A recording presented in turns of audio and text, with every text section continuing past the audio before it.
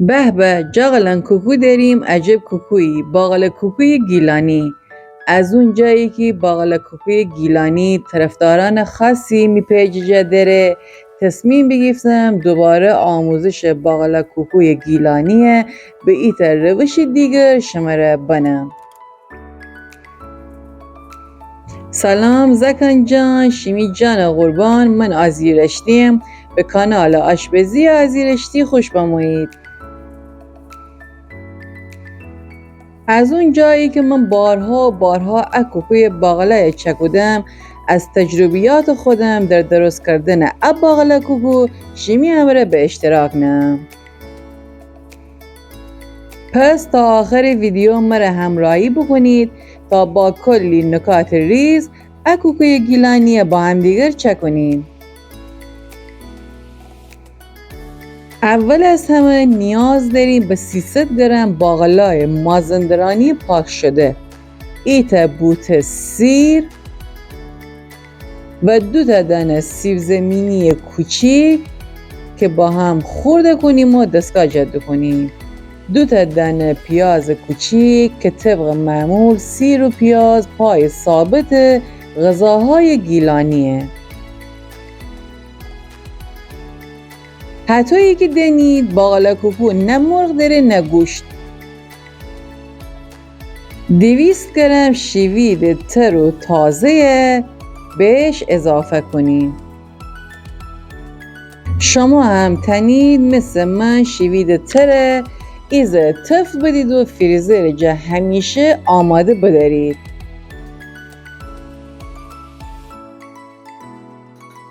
جاغلان باقلا کوکو کاملا گیاهی پرخاصیت و پرکالری. جاغلان من از 3 دانه مرغانه استفاده بکنم. شما تنید تا 5-6 مرغانه هم استفاده بکنید تا کوکو پف بیشتری بداره. جاغلان نکته خیلی مهم باقلا کوکو اینه که حتما بهش 2 قاشق غذاخوری آرد برنج اضافه کنید تا کوکو خیلی نرم و لطیف در بیه.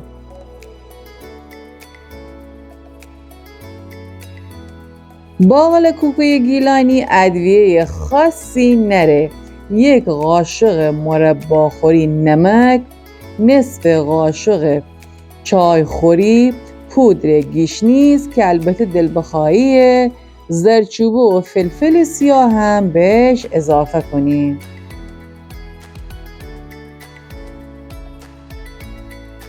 باقلا کوکو ایت از بهترین کوکوهای فصل بهاره که با آمدن باقلا سبز و تر و سیر و تر شوید کوکو ایت از محبوب ترین غذاهای گیلانیانه. جاغلان دوست دارم بدانم که اهل که شهر ایرانید و از که می ویدیوان تماشا کنید. اگر آموزش کوکوی خاصی مد نظر شما ایسا لطفاً کامنت جا مره بنویسید. بعد از اینکه همه مواد خردکن جا دکودیم همه با هم مخلوط کنیم تا قشنگ مواد به خورد همدیگر بشه.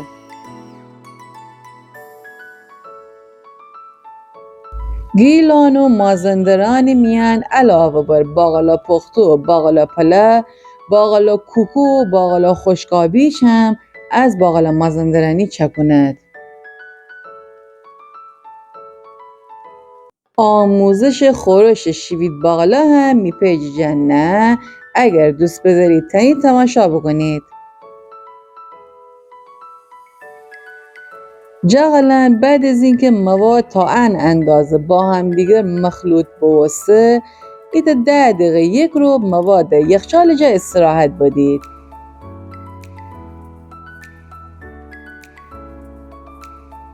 بعد از اون تنید مواد باقلا کوکوی هم قالبی چکنید همین که دانه دانه خارج تودید تا سرخه به. جاغلان اگر تا از آموزش راضی بید لطفاً لایک و کامنت و سابسکرایب شما را فراموش نبه. شیمی لایک و کامنت باعث دلگرمی من به. امیدوارم که از من دریغ نکنید.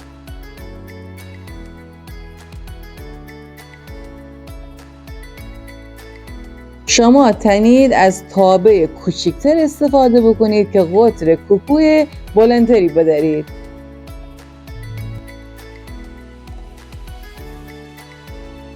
آموزش باقلا کوکوی غالبی هم میپیجه نه که اگر دوست بدارید تنید اونم تماشا بکنید.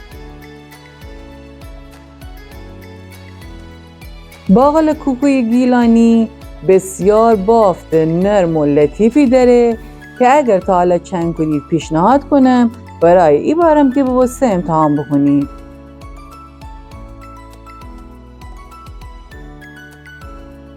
جاغلان چون باقلا کوکو میان از شوید و سیر و باقلای تر استفاده بکنم بسیار عطر و طعم خوبی داره.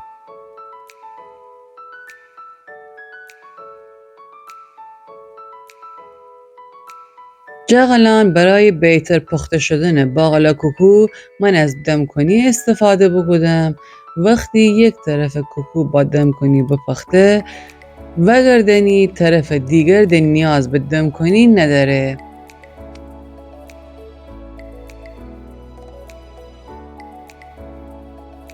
جاغلان اگر شما باقلای تر در دسترس ندارید تنید از خشک باقلای استفاده بکنید. 24 ساعت باقلای خیس بدید، بعد پاک کنید و با هر وسیله‌ای که دوست دارید چرخ بکنید، بعد کوکوی خوشمزه چکنید.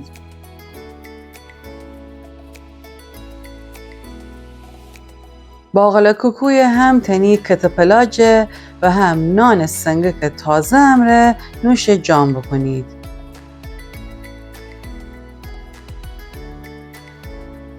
اگر باقلای مازندرانی در دسترس ندارید از نخود فرنگی هم تنید استفاده بکنید.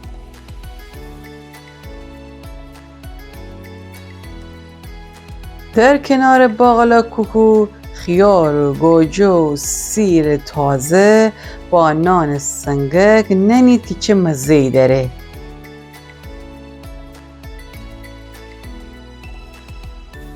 با باقلا کوکو تنید ایت ساندویج خوشمزه ایت لقمه سالم شیمی جاغلان را چکنید.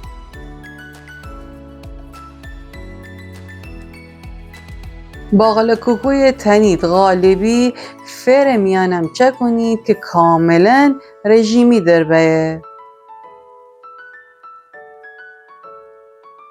حتما باید کف قالب چرب بکنید، چند تا تخم مرغ بیشتر بزنید، بعد مواد فرجه به مدت 40 دقیقه قرار بدید تا قشنگ باقلا کوکو آماده به.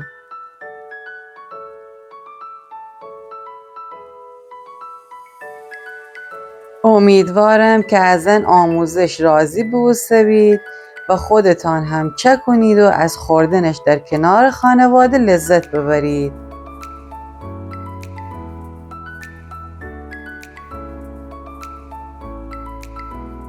شمر نوستن ننید عجیب چیزی بوستو.